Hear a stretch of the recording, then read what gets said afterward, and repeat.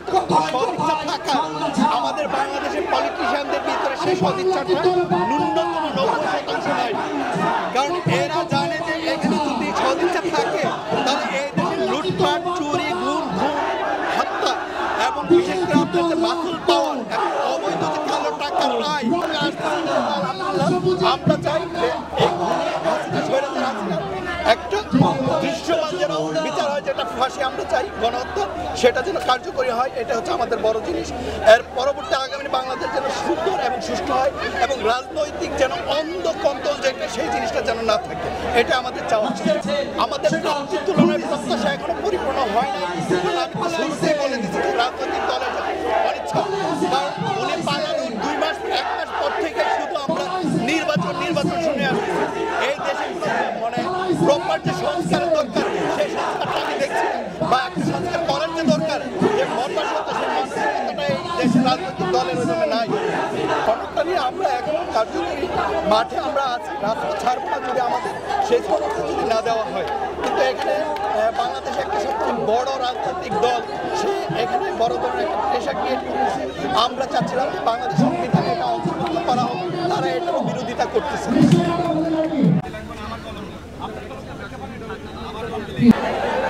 আজ 5 আগস্ট অর্থাৎ 36শে জুলাই নামে এই দিনটি পরিচিত। 2024 সালের এই দিনে গণ অভ্যুত্থানের মধ্য দিয়ে স্বৈরাচার সরকারের পতন ঘটিয়েছিল এই ছাত্র জনতা। এরপরে ছাত্র জনতা বিভিন্ন সময়ে কিন্তু এই জুলাই মাঠে নেমেছিল। যদিও আমরা দেখেছি তাই এই 1 বছরের দীর্ঘ সময় তারা জুলাই সনদ এবং জুলাই ঘোষণাপত্রের দাবিতে বিভিন্ন কর্মসূচি পালন করে আসছিল রাজপথে। কথা বলবো এখানে যারা অংশ নিয়েছেন তাদের সঙ্গে এবং তাদের দাবি এবং প্রত্যাশা কতটুকু পূরণ হলো সেই বিষয়টিও জানবো।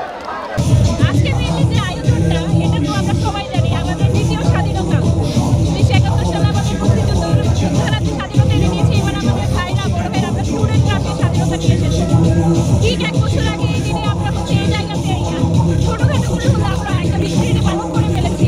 আজকে এই যে মুক্তি করতে এত বড় করে একটা আয়োজন করেছে আমাদের জন্য, আমরা আবার সেই দিনটা আয়োজন করতেছি এবং অনেক মজা হইতেছে। এই কর্তৃপক্ষকে অনেক ধন্যবাদ এত সুন্দর একটা আয়োজন করার জন্য। আর নিশ্চয়ই তো সবাই জানি কি হয়েছিল 24 সালে। শেখ হাসিনা থাকাকালে আমরা পেঁয়াজ 400 টাকা 300 টাকা করে কিনে খাইছি, কিন্তু এখন ডাক্তার ইউনূস স্যার আসার পরে সেই পেঁয়াজের দাম, যেমন সবচেয়ে বড় রমজান মাসে আমরা বাংলাদেশের বিশ্বের ইতিহাসে আমরা বাংলাদেশের সবচেয়ে আরামদায়কভাবে রমজান মাস পালন করছি।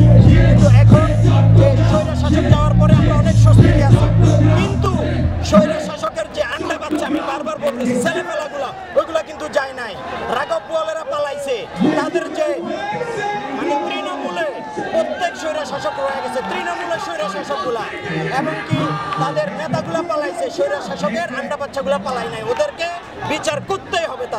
তাদেরকে যদি নির্মূল করে না যায়, আমি 300 এমপি মন্ত্রী স্বৈরা শাসককে ফাঁসি দিলাম, কিন্তু তাদের থেকে উৎপত্তি যারা যে ছাত্রলীগ, এরপরে যুবলীগ, এদেরকে নিষিদ্ধ করে এদের বিচার করতে হবে বাংলার মাটিতে। ওদের বিচার না করলে বাংলাদেশ শান্ত হবে না, ওরা আবার আসন্ত করবেই। কারণ ফেরাউনের রক্ত, ছাত্রলীগ, যুবলীগের রক্ত সমান, এদের পরিবর্তন হবে না। এদের পরিবর্তন বিচার করে তারপরে এদেরকে পানিশমেন্ট দিতেই হবে। ওরা কত খারাপ তৃণমূলে আপনারা যতক্ষণ না যাবেন ততক্ষণ বুঝবেন না। এত লোক মারা গেল, 71-এ আমাদের ভাইরা মারা গেছে, আমরা 71 না দেখে এটা বিশ্বাস করি, আমরা দেখি নাই। আমাদের কষ্ট লাগে 71-এর জন্য।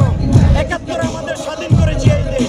এই 24-এ জালেম হাসিনা, ছাত্রলীগ, যুবলীগ, যত লীগ আছে, গুন্ডা লীগ, এরা একটু অনুতপ্ত নয়। যে চোখে দেখা এটার জন্য তারা অনুতপ্ত না।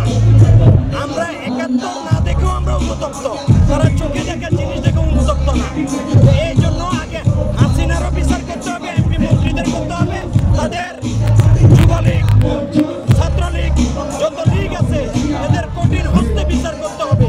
ওদের চিরতরে ওদেরকে নির্মূল করতে হবে, তাহলে বাংলাদেশ শান্তি হবে। হাসিনার বিচার সেটা দৃশ্যমান হয় নাই। আমি এখান থেকে স্পষ্ট ভাষায় বলতে চাই, আজকের এই দিনে সে পালিয়েছিল, ফেরাউন নমরুদ যেরকম ছিল, হাসিনাও ঠিক সেই